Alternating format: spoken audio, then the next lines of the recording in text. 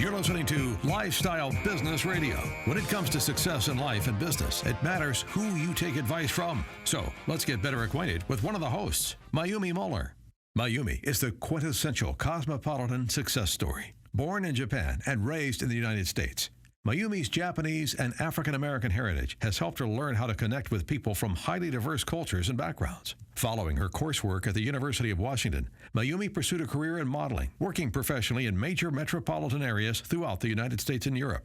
During this time, Mayumi cultivated an elegance, charm, and winning attitude that crowned her Mrs. Washington State in 1995 and landed her less than 5 places away from achieving Mrs. America. Since that time, Mayumi has raised 5 amazing children while attaining to the highest levels of success in every field she's entered. A President's Award-winning real estate agent for John L. Scott for 10 years, the top sales rep of a Fortune 500 company, owner of 8 multi-million-dollar businesses, and the world's #1 trainer in self-running business ownership. Learn the secrets to success in life and business from this amazing woman at the Lifestyle Business Owner Academy website, lboacademy.com. That's lboacademy.com. Why build a business when you can build a lifestyle?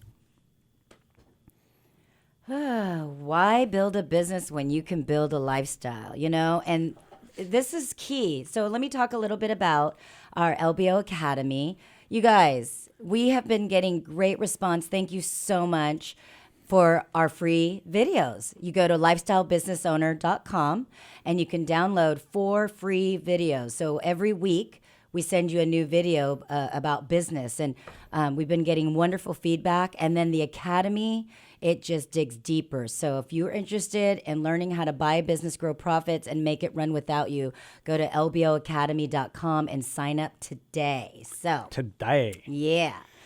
Well, this segment's normally, where we talk about the, the street smarts of small business and just try to give, good advice on, things that can make small business owners more successful in business and the challenges that we all have as small business owners, right? And, today I felt like it was important that we address a subject that pretty much, lots of different people deal with, but, as, to kind of focus on the business aspect of it all. Yeah.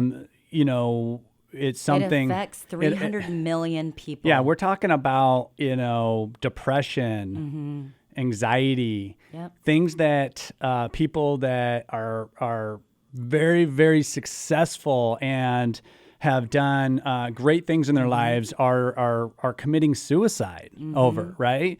And, Anthony Bourdain was the latest person, and Kate Spade. Yeah. These people, these blew me away. I loved Anthony Bourdain's book. That was, it kind of reminded me of my industries that I'm in. I'm not in the restaurant industries, but just, how this guy, went through so many challenging things in his life.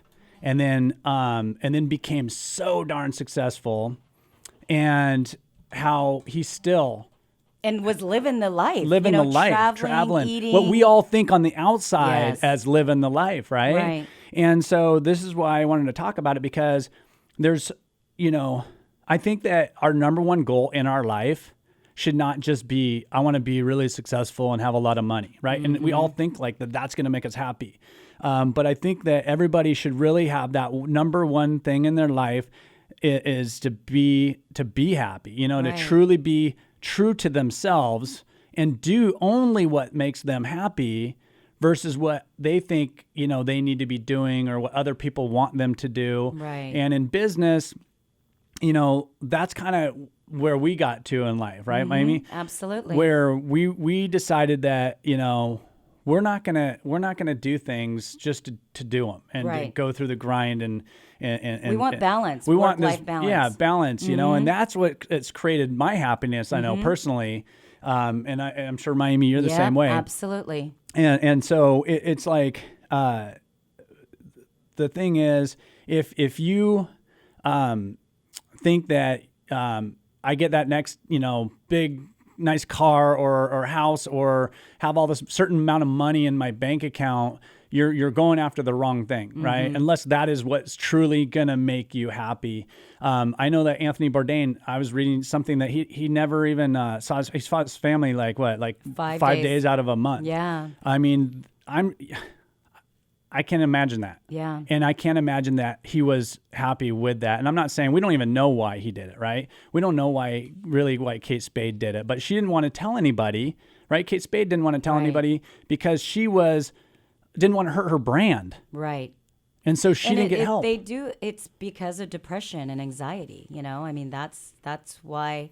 I know that I read somewhere about Kate Spade that she and not only her brand, but she was. It's kind of embarrassing. So people that are stricken with depression, anxiety, they feel embarrassed, and it's not an embarrassing thing at all.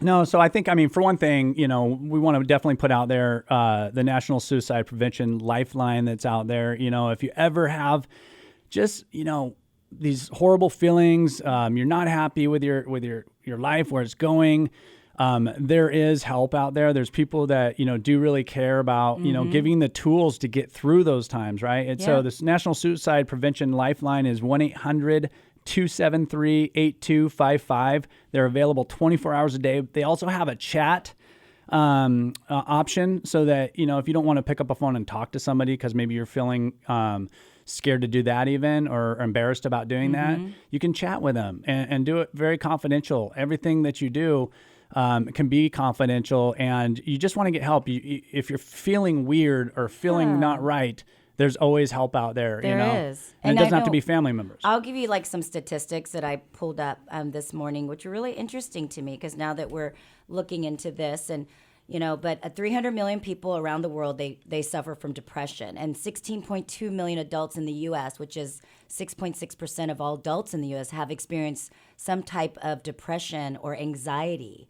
50% of people diagnosed with depression are also diagnosed with anxiety disorder as well. And it's just staggering. I mean, we hear about the celebrities, but, just the few that we've heard publicly with Anthony Bourdain and Kate Spade, there's 44,000 more Americans every year that commit suicide because of this disease, because of this anxiety and depression. It's the leading cause of death amongst people between ages 15 to 24. You guys, it's horrible.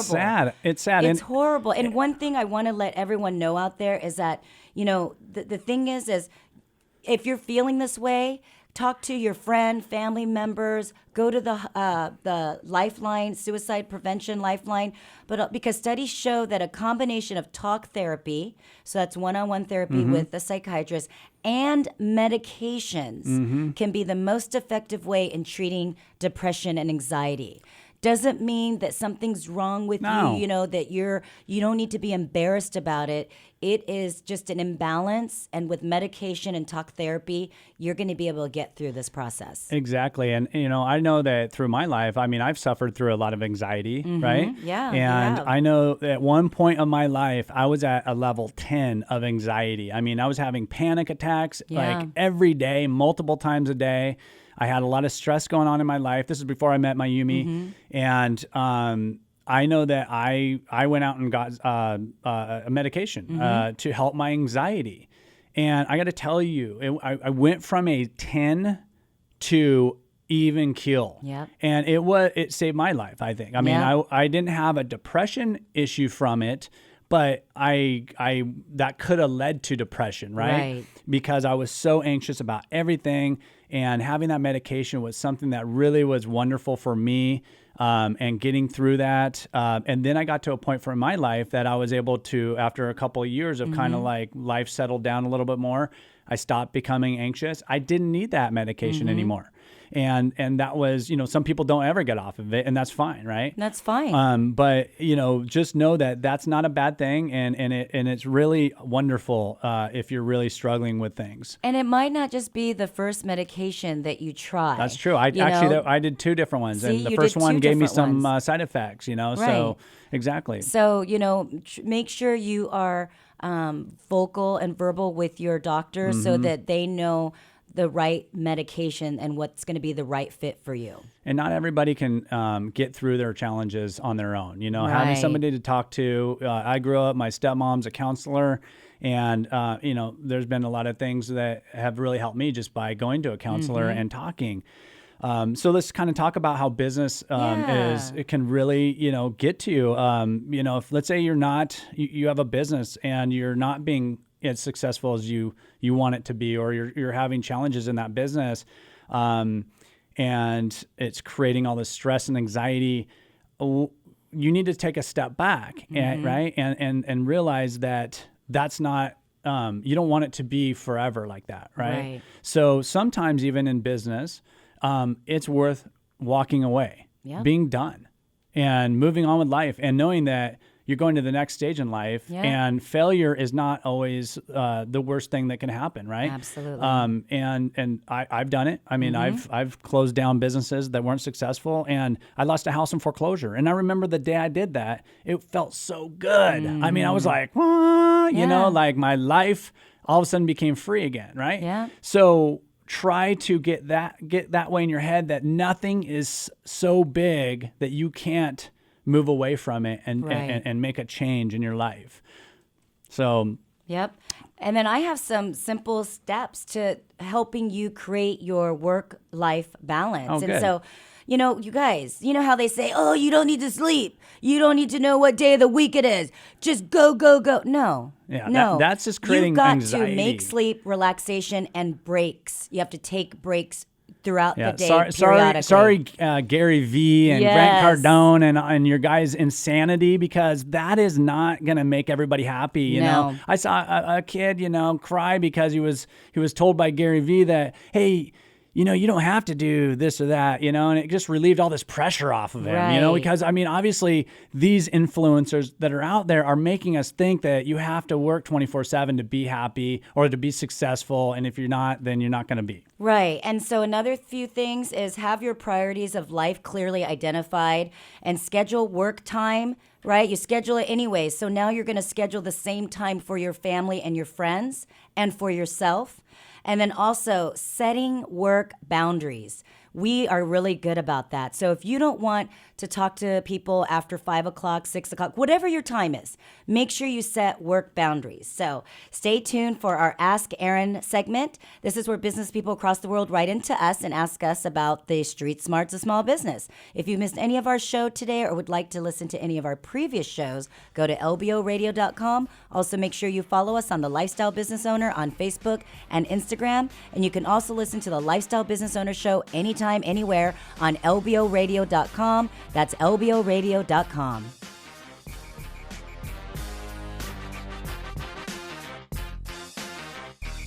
More of the Lifestyle Business Owner Show coming up on AM 1590. The Answer. You're listening to Lifestyle Business Radio. When it comes to success in life and business, it matters who you take advice from. So let's get better acquainted with one of the hosts, Aaron Muller. As a child, Aaron developed an interest in small business ownership from his family's marina on San Juan Island.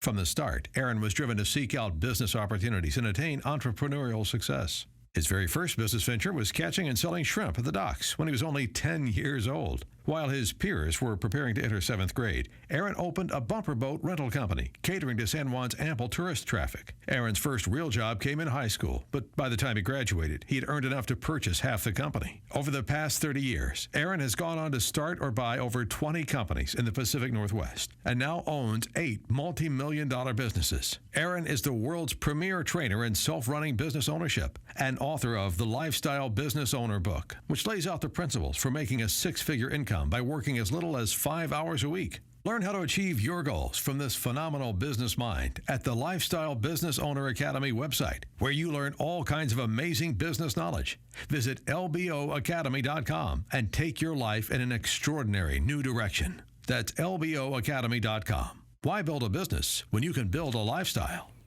There you go. There you go. There you go. Last segment, we did talk about depression and anxiety. So I wanted to just shout out the National Hotline, a Suicide Prevention Lifeline. They're available 24 hours to you guys. The number is 800-273-8255. 800-273-8255. We're going to go to the questions, but I wanted to do a shout out for LBO Academy.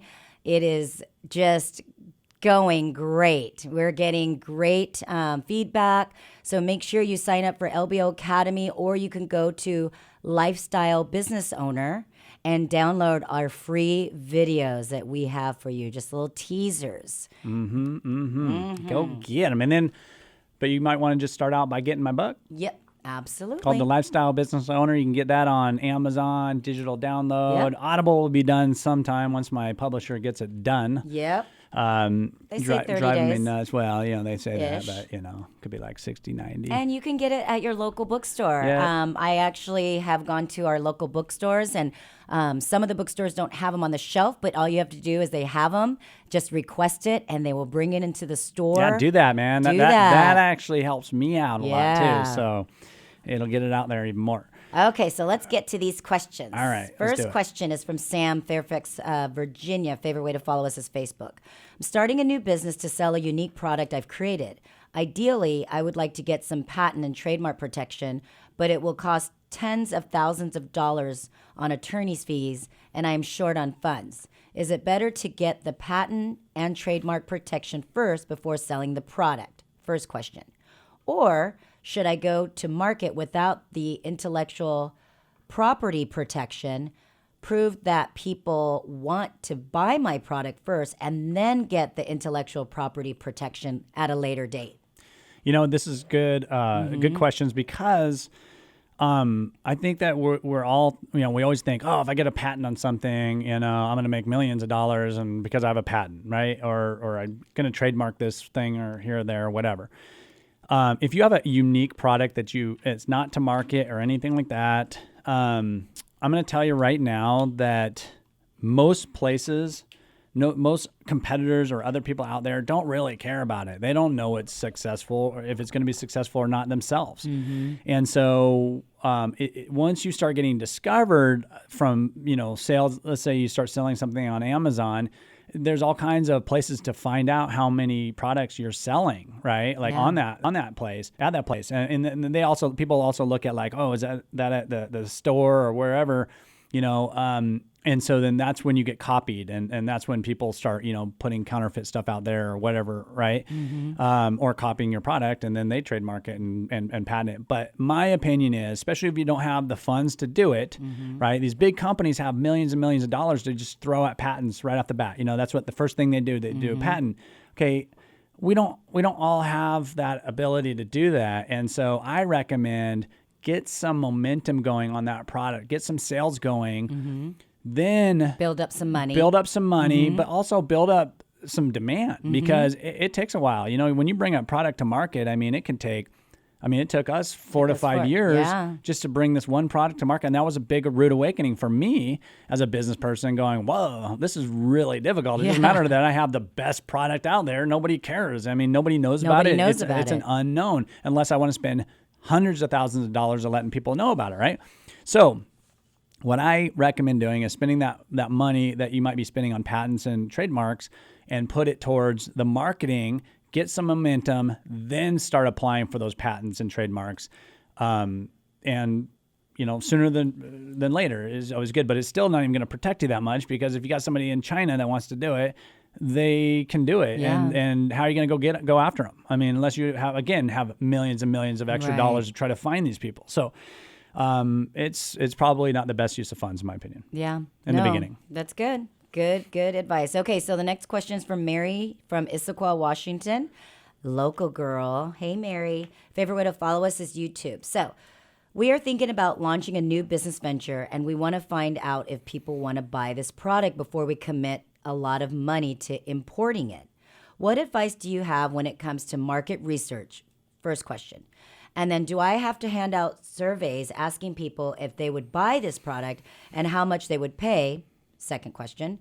Or do I focus on groups? Third question.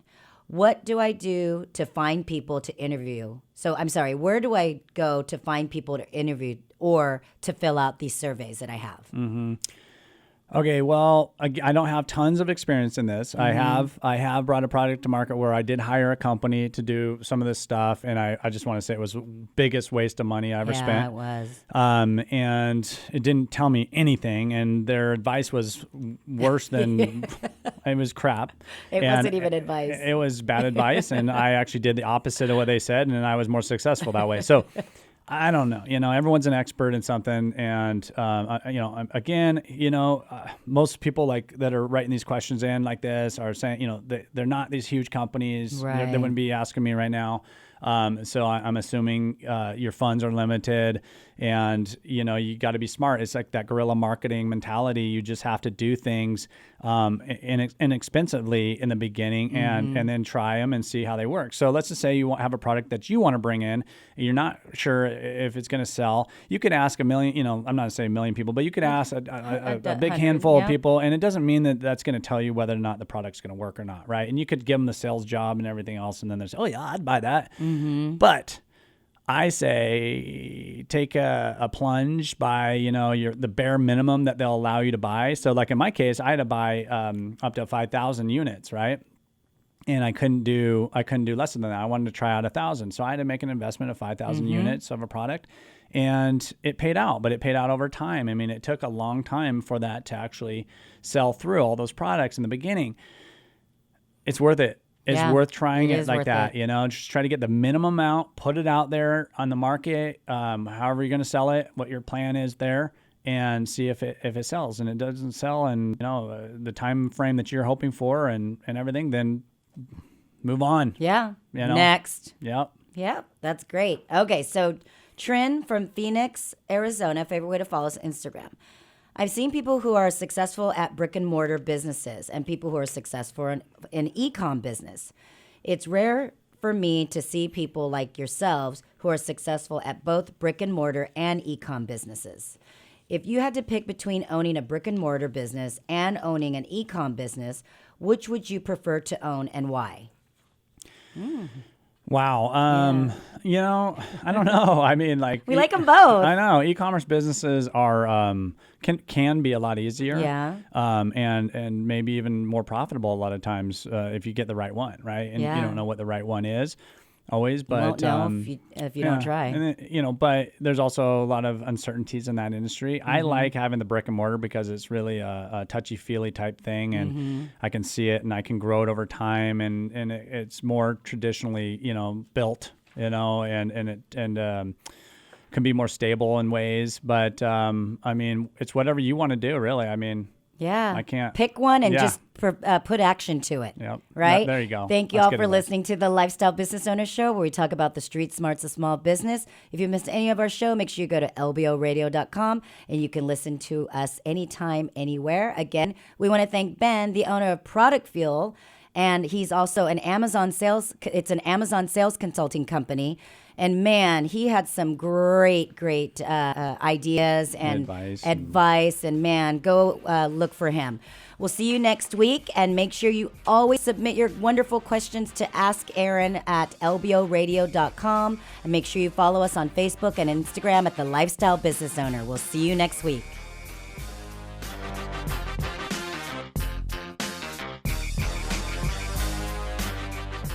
Thanks for listening to the Lifestyle Business Owner Show, where we talk about the street smarts of small business with Aaron and Mayumi Moeller.